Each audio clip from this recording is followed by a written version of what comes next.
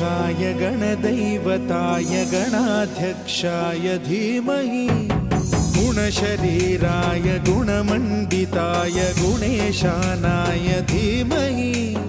गुणातीताय गुणाधीशाय गुणप्रविष्टाय धीमहि